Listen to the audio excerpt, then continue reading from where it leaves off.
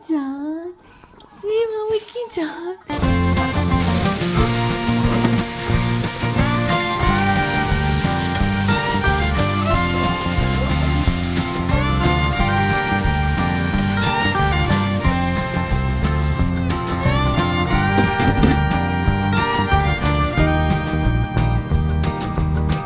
अस्सलाम वालेकुम, क्या हाल चाल है सबके। उम्मीद है जी सब खैरियत से होंगे। अल्हम्दुलिल्लाह हम भी बिल्कुल ठीक हैं। Welcome back to my new vlog. अच्छा, तो मैं इधर ना तंगुलू बना रही थी। ये ना एक चाइनीज़ स्ट्रीट फूड है, यानी कि फ्रूट के ऊपर ना शुगर की कोटिंग होती है। तो बस मैं उसी की प्रिपरेशन कर रही हूँ। मैंने तकरीबन 1 कप चीनी ली है, जो मेरे हाथ में कप है, और उसका हाफ़ मैंने वाटर लिया है। हिसाब आपने कुछ इसी तरह रखना है। जिस भी बर्तन से आप नाप रहे हैं ना, पूरी चीनी है तो उसका हाफ़ आपने पानी लेना है। और आंच जो है ना बिल्कुल आपकी लो होनी चाहिए, तेज़ आंच पे इसको नहीं बनाना है। बस हल्की सी आंच करके ना इसको पकने के लिए छोड़ देना है। इसको हिलाना आपने बिल्कुल भी नहीं है। स्टार्ट में भले आप हल्का सा स्टर कर दें, फिर जब ये पकनी शुरू होगी आपने इसको बिल्कुल भी नहीं हिलाना। हिलाएंगे तो ये सही नहीं बनेगी, ख़राब हो जाएगी सारी चीनी। मेरे पास जो है ये छोटे छोटे से माल्टे अवेलेबल थे, और ये ना ग्रेप्स थे बड़े वाले। तो बस इन्हीं के मैं बनाने लगी हूँ। वैसे ज़्यादातर जो है ना इसी से ही बनता है। अंगूर होते हैं, माल्टे होते हैं, या फिर ज़्यादा स्ट्रॉबेरी का भी बनता है। स्ट्रॉबेरीज़ जो है अभी सही से आई नहीं है। वैसे मैंने मार्ट में देखी हैं, लेकिन अभी ना ठीक नहीं होंगी। बहुत अभी स्टार्ट है ना, तो खट्टी ही होंगी या फीकी सी होंगी। उसके अलावा आपकी मर्ज़ी है, किसी और फ्रूट से भी बना सकते हैं। एप्पल वगैरह से भी आई थिंक बन ही सकता है। और ना वो जो बेरीज़ होती है ना छोटी छोटी, उसके साथ भी ये बहुत अच्छा बनता है। इस तरह से छोटी छोटी सी चॉपस्टिक्स होती हैं, इसके साथ आप इसके अंदर लगा सकते हैं, या फिर जो बड़ी वाली स्टिक्स होती हैं उसके अंदर डाल सकते हैं। अगर स्टिक्स नहीं भी है ना अवेलेबल, तो खाली आप फ्रूट को कोटिंग कर लें।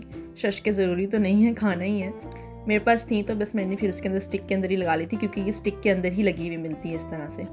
अगर आपके बच्चे फ्रूट नहीं भी खाते हैं ना, तो किसी भी फ्रूट में जो फ्रूट वो नहीं खाते, एक दफ़ा उसके ऊपर इस तरह से ट्राई करके देखिएगा।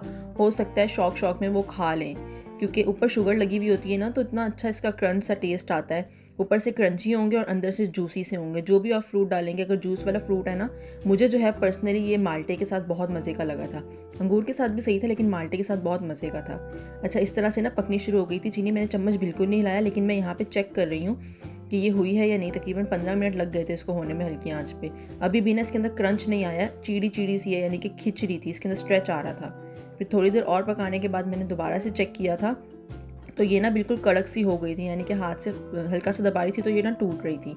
बस इस तरह का क्रंच आपने रखना है, ना इससे ज़्यादा पकाना है ना इससे कम पकाना है। और जब उतारेंगे फ़ौरन चूल्हे से उतार लेना। और ये काम ना आपने बहुत जल्दी करना है, क्योंकि ये ना ठंडी होके जमने लग जाएगी। एक तरफ मैंने पानी लिया था बर्फ़ वाला, अब उसके अंदर डिप करके ना शीरे में मैं फ़ौरन इसको ना पानी के अंदर डिप कर रही थी, ताकि इसका शीरा फ़ौरन से जम जाए। अच्छा, जब आप उतार लेंगे ना चूल्हे से भी, तो आपने इसका चम्मच बिल्कुल नहीं हिलाना है। पता है चम्मच हिलाने से क्या होता है, इसके अंदर ना एयर जाती है और क्रिस्टल से बन जाते हैं, और वो क्रिस्टल जो है फिर चीनी को जमा देते हैं। इसलिए ना आपने चम्मच नहीं हिलाना है। 1 बाय 1 जो है मैंने सारी की कोटिंग कर ली थी। अच्छा, मैंने शुगर इतनी ज़्यादा डिज़ोल्व नहीं की थी, तो बड़ी वाली स्टिक पे मुझे चम्मच से डालना पड़ा।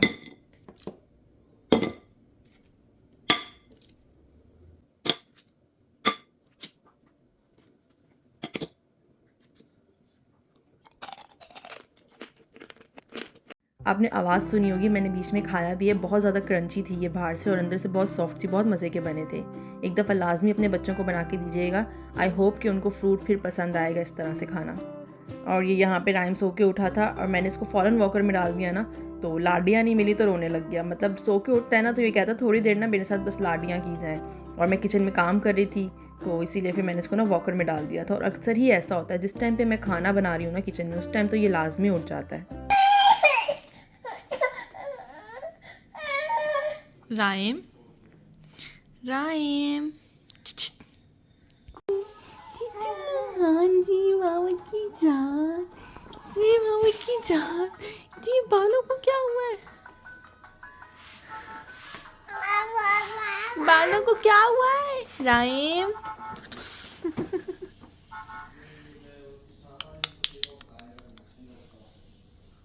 अच्छा जी, तो हो रही थी डिनर की तैयारी, और आज खाने में मैंने चिकन निहारी बनाई थी, जो कि बहुत ज़्यादा मज़े की बनी थी। हस्बैंड को बहुत ज़्यादा पसंद आई थी, और उन्होंने काफ़ी टाइम के बाद आज माशाल्लाह काफ़ी ज़्यादा रोटी खाई थी। वैसे नॉर्मल तो वो जब कोई चीज़ पसंद आए ना, तो इसी तरह से ही खाते हैं ज़्यादा खाना। अच्छा, मैंने ऑयल लिया था। ऑयल की क्वांटिटी ना थोड़ी सी ज़्यादा ली थी, क्योंकि प्याज को ब्राउन करना था, और कम ऑयल में ना सही से ब्राउन नहीं होते हैं। अच्छा, एक और टिप मैं आपको बताऊँ प्याज को जल्दी ब्राउन करने की। जब ऑयल गर्म हो जाता है ना, फिर उसके बाद अगर आप प्याज डालेंगे ना, तो प्याज जल्दी ब्राउन होते हैं इससे। और प्याज को जो है ना मैंने काटा भी ज़्यादा बड़ा नहीं था, और जो प्याज आप काटेंगे ना तो इक्वली काटा करें, मोटा पतला करते हैं ना तो उसकी वजह से प्याज कोई ज़्यादा ब्राउन हो जाता है और कोई वाइट रह जाता है। इसीलिए प्याज को ना आराम से तसल्ली से इक्वली बराबर काटा करें, क्योंकि निहारी के लिए ऊपर से ब्राउन प्याज होना तो बहुत ज़रूरी है, उसके बगैर तो निहारी का मज़ा ही नहीं है। तो उसी के लिए जो है ना मैं प्याज ब्राउन कर रही थी। और दूसरी टिप, आपने लगातार चम्मच हिलाना है, चम्मच को हिलाते हुए ना इक्वली इसको ब्राउन करना है। अच्छा, अभी आपको दिखने में लग रहा होगा ये ना बीच बीच में वाइट है, लेकिन मैं इसको इससे ज़्यादा कुक नहीं करूँगी। अगर ज़्यादा करूँगी तो ये जल जाएगा, क्योंकि इसका कुकिंग प्रोसेस इसको निकालने के बाद भी कंटिन्यू होता है। तो ये जब मैं रखूँगी ना तो ये वाइट वाला जो है ना सारा ब्राउन हो जाएगा। ये मैं आपको आगे दिखाऊंगी। मेरा फुल प्याज जो है ना लाइट ब्राउन हो गया था, यानी गोल्डन कलर का। अब जो ऑयल था इसमें से मैंने ऑयल नहीं निकाला है, क्योंकि निहारी में थोड़ा सा ज़्यादा ऑयल ही डलता है। इसी के अंदर जो है मैंने जिंजर गार्लिक का पेस्ट, ये मैं रखती हूँ फ्रिज के अंदर, तो मैंने वही इसके अंदर ऐड कर दिया था। हल्का सा इसको मैं भूनूंगी, और साथ ही मैंने इसके अंदर फिर चिकन ऐड कर दिया था। अच्छा, चिकन की जो क्वांटिटी है ना ये फुल चिकन था, लेकिन इस चिकन में से ना मैंने जो आपको लास्ट टाइम भिंडी की रेसिपी शेयर की थी ना, उसके अंदर मैंने थोड़ा सा चिकन यूज़ किया था। तो बस वो 3-4 बोटियाँ छोड़ के ना तकरीबन ये फुल चिकन था। और उसकी हड्डियाँ जो मैंने आपको बताया था ना, मैंने इसके अंदर अब डाली हुई हैं। और इसके अंदर मैंने शान का यूज़ किया है निहारी मसाला। मैं कोई घर में नहीं बनाती मसाला, रेडीमेड जो है ना शान का ही यूज़ करती हूँ, और इससे बहुत अच्छा टेस्ट आता है। और कुछ डालना भी नहीं पड़ता, ऊपर नीचे भी नहीं होती क्वांटिटी, और एक बहुत इक्वल सा ना मज़ेदार सा टेस्ट आ जाता है। अच्छा, चिकन कम था ना तो फिर मैंने पूरा पैकेट नहीं डाला था, तकरीबन आधा पैकेट डाला था। बहुत मुनासिब सा इसके अंदर मसाला था। फिर मैं बाद में सोची थी थोड़ा सा और करती ना तो थोड़ी सी स्पाइसी अच्छी लगनी थी, लेकिन खैर वो भी सही थी, फीकी नहीं लग रही थी। फिर उसके बाद चिकन के साथ मसाले को मैंने भून के इसके अंदर पानी डाल दिया था। पानी अब आप अपनी मर्ज़ी से जितना मर्ज़ी इसमें डालें, क्योंकि शोरवा है उसको तो हमने बाद में गाढ़ा करना है। अब इसको मैं पकने के लिए छोड़ दूँगी, तकरीबन 1 से 1.5 घंटा ना ये ऐसी ही पकती रहेगी। आँच जो है वो मैंने मीडियम से लो रखी थी। तकरीबन 1 घंटा 15 मिनट जो है ना मैंने इसको हल्की आंच से पकने के लिए रख दिया था।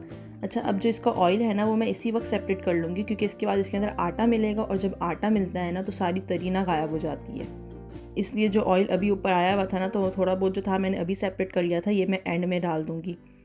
अगर आप चाहें तो अलग से तरी बना के भी डाल सकते हैं, लेकिन ये है कि ये वाला ऑयल भी तो नज़र नहीं आएगा, गायब भी हो जाएगा। इससे अच्छा इसी को यूज़ कर लिया जाए।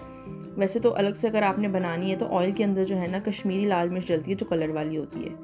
अच्छा, यहाँ पे मैंने ना 1/4 कप आटा लिया था और उसको पूरा भर दिया था पानी से, यानी कि जितना पानी है ना उसका चौथा हिस्सा मैंने आटे का लिया था। बस अच्छी तरह से उसको मैंने मिक्स कर लिया था। लम्स नहीं होने चाहिए आटे में, इसीलिए पहले से अच्छे से मिक्स कर लेना और आराम आराम से हिलाते हुए अब डालना है। एक साथ अगर डाल देंगे तब भी लम्स बन जाते हैं, तो आराम आराम से हिलाते हुए आटे को डालना है। अब देखें आटा मैंने डाला है ना तो तरी भी गायब हो रही थी। अभी इसको सेक लगेगा ना तो बिल्कुल ही जो इसकी तरी है ना वो गायब हो जाएगी। तकरीबन आटा डाल के मैंने 20 मिनट तक इसको पकाया था हल्की आंच पे। ये देखें सारी जो इसकी तरी थी ना वो गायब हो गई है, और अब अच्छे से गाढ़ा हो गया था। बुलबुले इसके देखें कितने गाढ़े गाढ़े से बन रहे हैं। अब जो मैंने तरी सेपरेट करके रखी थी ना ये बिल्कुल एंड में डालनी है। अच्छा, मुझसे एक मिस्टेक यहाँ पे ये हुई थी, मैं आपको अपनी मिस्टेक भी बता देती हूँ ताकि आप लोग ना करें। मैंने चूल्हा बंद किए बगैर ही ना तरी डाल दी थी। तरी आपने बिल्कुल एंड में डालनी है। मैंने ये डाल के ना 5 मिनट और पका लिया था दम पे, जो मेरी गलती हुई थी, और मेरी तरी जो थी ना फिर से गायब हो गई थी, बस हल्की फुल्की सी रह गई थी। इसलिए आप जब बिल्कुल रेडी हो जाए ना उसके बाद बिल्कुल एंड में डालिएगा। बस जी, फिर मेरा सालन भी तैयार हो गया था और बना बहुत मज़े का था। और जो कुछ इसके सौगात थे ऊपर डालने वाले वो मैंने अलग से प्रिपेयर कर लिए थे। प्याज देखा था आपने कितना ब्राउन सा था, अब वाइट नहीं दिख रहा था। ओके जी, यही था व्लॉग। उम्मीद करती पसंद आया। अगर लाइक शेयर सब्सक्राइब करिएगा। अल्लाह हाफिज़।